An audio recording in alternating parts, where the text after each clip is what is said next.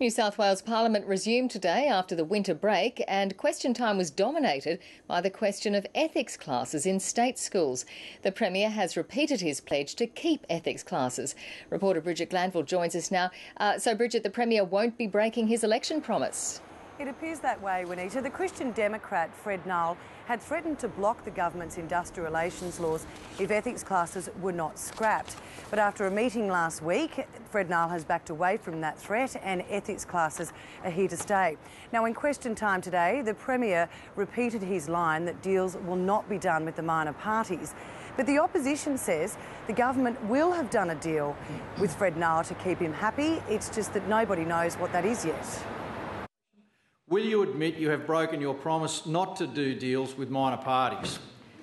Mr Nile will introduce his bill. It will be considered by the Cabinet, will be considered by the party room, but our election commitment stands, Madam Speaker.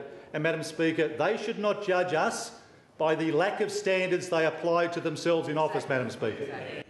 And, Bridget, has there been anything about tax cuts in the upcoming budget? Well, tomorrow, Juanita, the Gaming Minister, George Soros, is going to introduce legislation that will see Clubs New South Wales receive a cut to its pokies tax of $300 million over 4 years. Now, the government says this money is to go to community groups, but the opposition says it sends the wrong message as its frontline services, which should be receiving any tax breaks. Bridget Glanville reporting there from State Parliament.